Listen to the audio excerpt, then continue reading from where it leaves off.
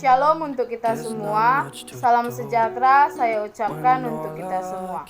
Bapak dosen dan teman-teman yang saya sayangi, izinkan saya memperkenalkan diri terlebih dahulu. Nama saya Vienta Putri Silaban, NPM 200910196, kelas F, semester 3, mata kuliah strategi belajar mengajar, dosen pengampu Bapak Sumarlin Mangandar Marianus, SSI, MPD, Fakultas Keguruan dan Ilmu Pendidikan, Universitas Katolik Santo Thomas Medan. Di video kali ini saya akan membawakan topik yang berjudul sumber belajar. Yang pertama, pengertian sumber belajar. Yang kedua, jenis-jenis sumber belajar. Yang ketiga, karakteristik sumber belajar. Yang keempat, implementasi sumber belajar. Pertama, pengertian sumber belajar. Sumber belajar menurut Dageng adalah segala sesuatu yang berwujud benda dan orang yang dapat menunjang belajar sehingga mencakup semua sumber yang mungkin dapat dimanfaatkan oleh tenaga pengajar agar terjadi perilaku belajar. Sedangkan menurut Janus Wieski dan Molenda, sumber belajar adalah semua sumber termasuk pesan, orang, bahan, alat, teknik, dan latar yang dipergunakan peserta didik baik secara sendiri-sendiri maupun dalam bentuk gabungan untuk memfasilitas kegiatan belajar dan meningkatkan kinerja belajar. Sejalannya dengan pendapat itu, Sells dan Reitz menjelaskan bahwa sumber belajar adalah segala sumber pendukung untuk kegiatan belajar, termasuk sistem pendukung dan materi serta lingkungan pembelajaran. Sumber belajar bukan hanya alat dan materi yang dipergunakan dalam pembelajaran, tetapi juga meliputi orang, anggaran, dan fasilitas sumber belajar yang bisa termasuk apa saja yang tersedia membantu seseorang belajar. Jenis-jenis sumber belajar. Yang kedua, jenis-jenis sumber belajar. Secara garis besarnya, terdapat dua jenis sumber belajar, yaitu yang pertama, sumber belajar yang sengaja direncanakan atau learning resource by design, yakni semua sumber belajar yang secara khusus telah dikembangkan sebagai komponen sistem instruksional untuk memberikan fasilitas belajar yang terarah dan bersifat formal. Yang kedua, sumber belajar yang dikarenakan dimanfaatkan atau learning resource by utilization, yakni sumber belajar yang tidak secara khusus didesain untuk keperluan pembelajaran namun dapat ditemukan, diaplikasikan, dan dimanfaatkan untuk keperluan belajar. Salah satunya adalah media massa. Berdasarkan pendekatan teknologi instruksional, sumber belajar dibedakan menjadi beberapa macam, diantaranya yang pertama, pesan, yang diartikan informasi, bahan ajar, cerita rakyat, dongeng, hikayat, dan sebagainya. Yang kedua, orang atau manusia, guru, instruktur, siswa, ahli, narasumber, tokoh masyarakat, pimpinan lembaga, tokoh karir, dan sebagainya.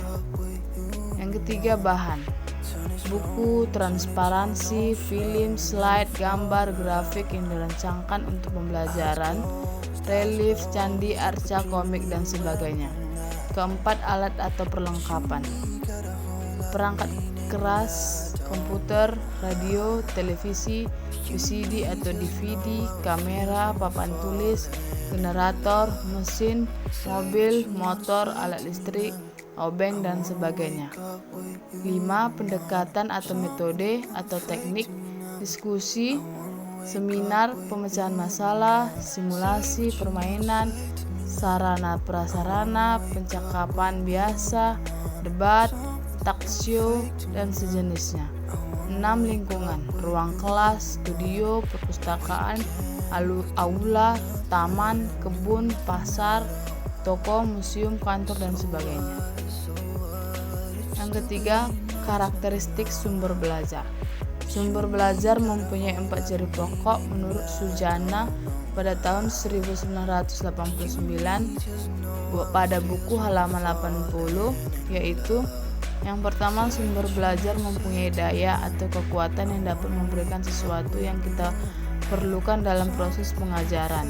Jadi walaupun sesuatu daya tetapi tidak memberikan sesuatu yang kita inginkan sesuai dengan tujuan pengajaran, maka sesuatu dapat disebut sebagai sumber belajar. Yang kedua, sumber belajar merubah tingkah laku yang lebih sempurna sesuai dengan tujuan. Apabila dengan sumber belajar malah membuat seseorang berbuat dan bersifat negatif, maka sumber belajar tersebut tidak dapat disebut sebagai sumber belajar. Yang ketiga, sumber belajar dapat dipergunakan secara sendiri-sendiri atau terpisah, tetapi tidak dapat digunakan secara kombinasi atau gabungan. Sumber belajar modul dapat diri sendiri. Misalnya, sumber belajar material dapat dikombinasikan dengan devices dan strategi atau metode.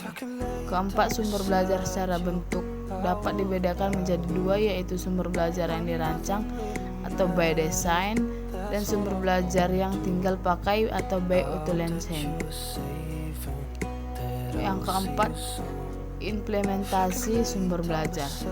Beberapa hal yang perlu diupayakan untuk mengembangkan sumber belajar dalam pembelajaran antara lain: yang A, menyediakan lingkungan yang kondusif; yang B, menciptakan iklim pembelajaran yang demokratis; C, mengembangkan sikap empati dan merasakan apa yang sedang dirasakan oleh peserta didik; D, membantu peserta didik menemukan solusi dalam setiap masalah yang dihadapi; E, melibatkan peserta didik secara optimal dalam pembelajaran, baik secara fisik, sosial, maupun emosional; F, merespon setiap perilaku peserta didik secara positif dan menghindari respon yang negatif; G, menjadi teladan dalam menegakkan aturan dan disiplin dalam pembelajaran.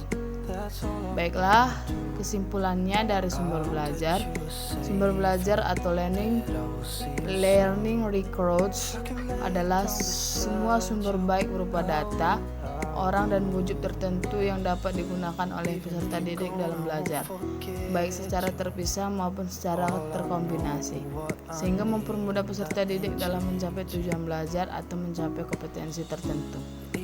Fungsi belajar diantaranya adalah untuk lebih memantapkan pembelajaran dengan jalan penyajian informasi dan bahan secara lebih konkret. Jenis-jenis belajar ada dua, yaitu sumber belajar yang dirancangkan dan sumber belajar yang dimanfaatkan. Kriteria pemilihan sumber belajar diantaranya adalah ekonomi, praktis, sederhana, mudah diperoleh, kompatibel, dan fleksibel. Sekianlah hasil penjelasan video saya. Saya ucapkan terima kasih. Unika Jaya, Unika Smart. Jangan lupa tekan tombol subscribe, like, and comment di channel YouTube saya. Sampai jumpa kembali. Bye bye.